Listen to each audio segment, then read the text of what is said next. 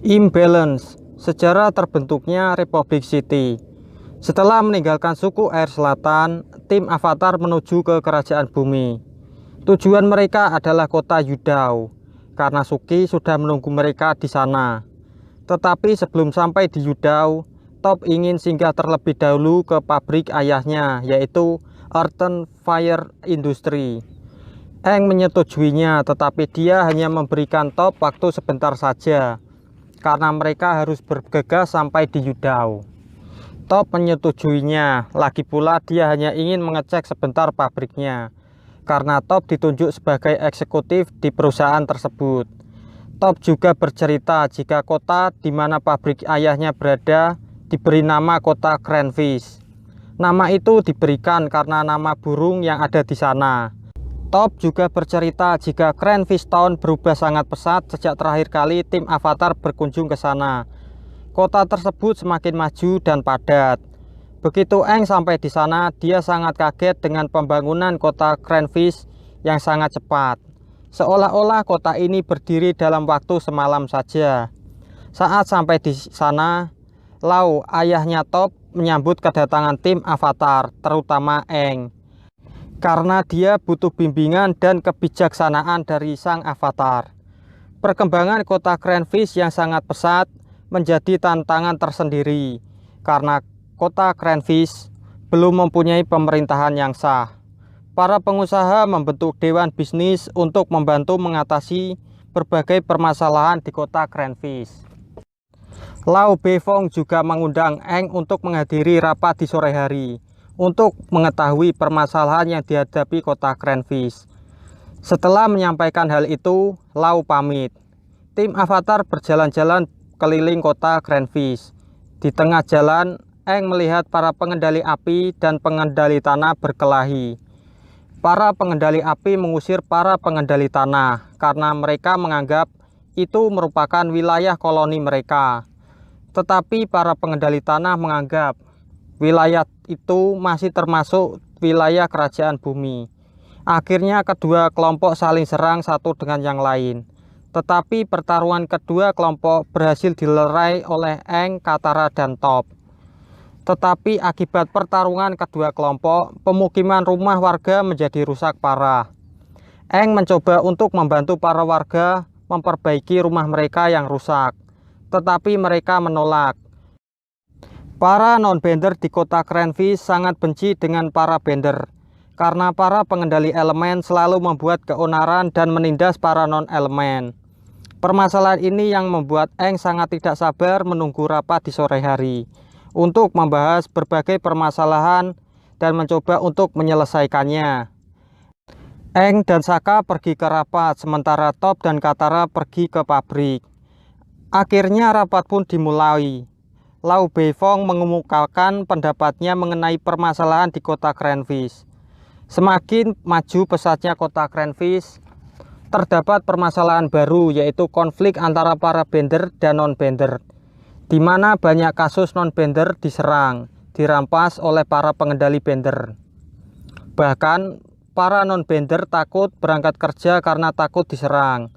Oleh sebab itu, Lau Beifong mengusulkan jika para bender dilarang menggunakan ilmu pengendalian mereka di jalanan. Pernyataan Lau dikecam oleh Dewan Bender karena mereka merasa mempunyai hak untuk menggunakan kemampuan mereka. Aang mencoba menengahi perselisihan kedua kelompok.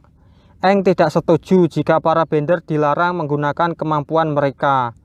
Untuk mencegah aksi kriminal di Cranfish Town, yang dibutuhkan adalah dibentuknya angkatan kepolisian dan peraturan yang disepakati bersama. Akhirnya kedua belah pihak setuju dengan usulan Aang, dengan catatan anggota kepolisian terdiri dari para bender dan non-bender. Sementara Top dan Katara mengunjungi pabrik ayahnya. Katara kaget karena pabriknya semakin besar 3 kali lipat sejak terakhir dia melihatnya.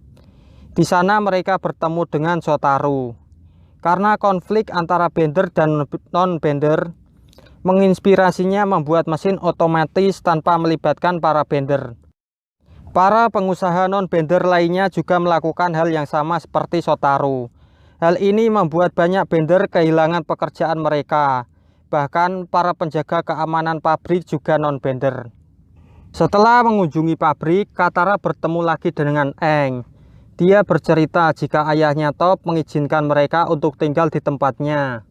Setelah itu, Eng mengajak Katara untuk mengunjungi pulau di dekat kota Cranfish. Eng dan Katara bersantai sejenak melihat keindahan kota Cranfish dari pulau tersebut. Eng ingat saat pertama datang ke sana terjadi perselisihan antara manusia dengan roh. Tetapi saat dia datang lagi terjadi perselisihan antara bender dan non-bender. Sementara Ru dan Yaling merekrut para bender jalanan yang sering merampok dan kehilangan pekerjaan karena pabrik otomatis untuk membantu mereka menghancurkan pabrik milik non-bender. Di malam hari saat Top tertidur, dia mendengar suara seseorang yang mengendap-endap masuk ke pabrik. Saat Top sedang ingin memergoki mereka meledakkan pabriknya. Namun Eng menangkap salah satu dari pelaku, dan Top mengenali langkah kaki dari pelaku utama.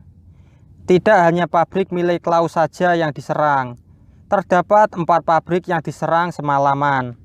Dan semua pabrik itu pemiliknya adalah non-bender. Permasalahan ini dipicu karena bender adalah kemampuan yang hanya dimiliki sedikit orang. Tetapi setelah perang berakhir, para non-bender membuat sebuah mesin yang dapat melakukan pekerjaan seperti para bender lakukan. Sehingga para bender tidak lagi spesial dan kehilangan pekerjaan. Para bender tidak ingin hal ini terjadi. Jadi mereka melakukan sabotase dengan melakukan teror-teror. Untuk mengatasi masalah ini, Eng ingin menemui anggota Dewan Bender yaitu Liling. Eng membahas dengan Liling tentang penyerangan 5 pabrik milik non-bender. Karena Liling merupakan anggota Dewan dan juga perekrut anggota polisi di kota Cranfish. Liling juga memperkenalkan kedua anaknya yaitu Yaling dan Ru. Top menyadari jika kedua anak Liling merupakan pelaku penyerangan pabrik milik ayahnya. Top masih ingat dengan langkah kaki mereka. Top menunjukkan sedikit kemampuan metal bendingnya. Hal tersebut menarik perhatian Yaling. Yaling ingin Top mengajarinya metal bending, dan Top menyetujuinya. Yaling diam-diam ingin merekrut Top untuk bergabung dengan kelompoknya. Sementara Top yang tahu Yaling adalah pelaku sabotase pabriknya, ingin mengetahui informasi tentang motif mereka. Keesokan harinya Top mengajari Yaling metal bending di pantai. Top sebenarnya tidak sungguh-sungguh mengajari Yaling. Dia hanya ingin mengerjainya saja. Top juga berpura-pura ada di pihak Yaling dan dia juga mendapatkan kepercayaannya. Oleh karena itu, Yaling mengajak Top untuk menghadiri rapat. Mereka menamai rapat mereka dengan nama Hukum Alam. Yaling juga memberikan password untuk masuk ke sana. Kemudian Top memberitahu kepada tim Avatar tentang informasi ini. Akhirnya tim Avatar menyamar untuk bisa masuk ke rapat tersebut. Sementara Top masuk dengan Yaling. Di rapat tersebut ada Liling yang menyampaikan orasinya.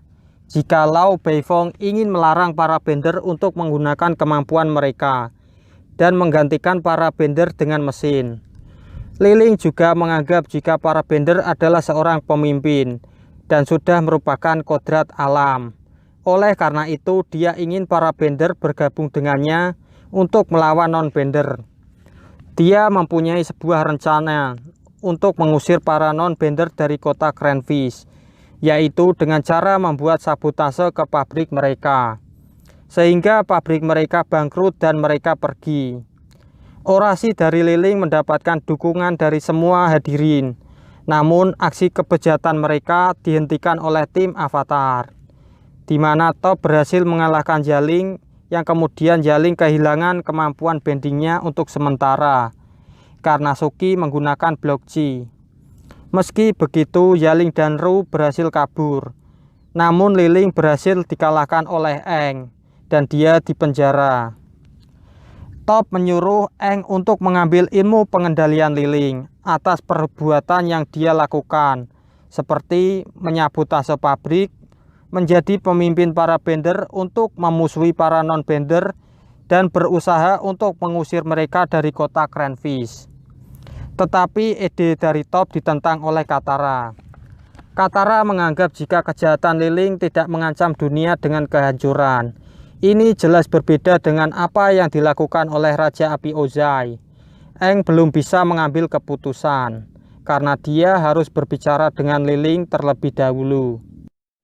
Aang ingin tahu apa yang melatar belakangi Li-Ling melakukan kejahatannya, karena Aang ingin menyelesaikan permasalahan ini dengan damai.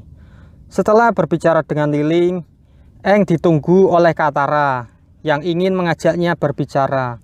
Katara berharap jika keputusan Aang tidak menghilangkan pengendaliannya, kejahatan Li-Ling tidak seharusnya diberikan hukuman itu. Ilmu pengendalian merupakan bagian dari seseorang tersebut dan juga budayanya. Mengambil bending seseorang mungkin terlihat seperti solusi tanpa kekerasan jika dibandingkan dengan pilihan yang lain. Tetapi jika dikaji lebih jauh, kehilangan bending sama saja seperti kehilangan identitas dan juga harga diri. Itu terasa sangat kejam. Saat mereka sedang berdiskusi, Shotaro datang dan memberitahu jika Dewan Bisnis sedang diserang, sedangkan anggota Dewan Non-Bender sedang rapat. Sementara Yaling yang sudah terbebas dari Blok G, dia ingin membebaskan ibunya. Sebenarnya serangan ke Dewan Bisnis hanya untuk pengalihan saja, agar Aang pergi dari penjara. Hal ini memudahkan Yaling untuk membebaskan ibunya.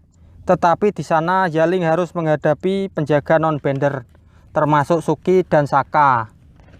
Tetapi dengan mudah Yaling mengalahkan para penjaga dan membebaskan ibunya. Sedangkan para penjaga yang kalah, mereka meminta Suki untuk mengajarinya Blok G, sehingga saat berhadapan lagi dengan para bender, mereka bisa melawannya. Sementara di tempat lain, Ru sangat gembira melihat ibunya pulang.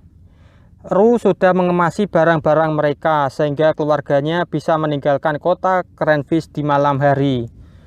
Tetapi Li-Ling tidak mau pergi. Dia tidak mau menyerah begitu saja. Dirinya bersikeras untuk mengusir para non-bender keluar dari kota Cranfish. Li-Ling bersikeras jika non-bender tidak layak jadi pemimpin. Itu berdasarkan pengalaman pahit dirinya di Ba Sing Se, di mana Raja Kui yang seorang non-bender akhirnya bisa digulingkan oleh negara api dan Ba Sing Se jatuh ke tangan negara api. Yaling tidak ingin hal itu terulang kembali di hidupnya. Dia dan para bender lainnya berencana untuk menyerang pabrik para non-bender esok harinya. Kerusakan pabrik menyebabkan bisnis mereka rugi dan bangkrut. Pada akhirnya mereka, para non-bender, pergi meninggalkan kota Cranfish. Itulah rencana Li-Ling. Ru tidak setuju dengan rencana ibunya karena hal itu sangatlah kejam. Secara diam-diam, Ru menceritakan rencana busuk ibunya kepada tim Avatar. Dia juga ingin Suki mengajarinya Blok G. Keesokan harinya, Yaling dan para bender lainnya datang untuk menghancurkan pabrik milik Top. Tetapi mereka dihadang oleh tim Avatar dan juga para penjaga pabrik yang semuanya sudah menguasai Blok G. Top melawan Yaling, sementara Aang melawan Li-Ling. Aang yang melihat Li-Ling akan menyakiti anaknya, dia marah dan masuk ke dunia Avatar. Aang mampu menghentikan Li-Ling. Aang berupaya menghilangkan pengendalian Li-Ling, tetapi niatnya dicegah oleh Katara. Setelah rencana penyerangan berhasil digagalkan, kota Cranfish kembali damai dan Yaling dan Li-Ling dipenjara. Katara memuji keputusan Aang untuk tidak menghilangkan pengendalian Li-Ling. Aang berpikir jika permasalahan dari Li-Ling adalah pola pikirnya, bukan pada bendernya. Menghilangkannya tidak akan menyelesaikan permasalahan.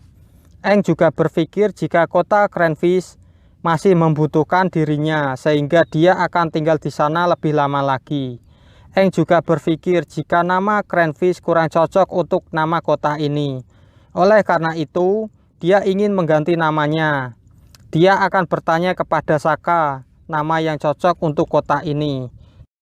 Nah, menurut kalian, apakah kota Cranfish ini adalah Republic City? Sekilas memang mirip dilihat dari landscape-nya, latar belakangnya. Ini adalah kota bekas koloni negara api yang ukurannya 6 kali lebih besar dari kota Yudao.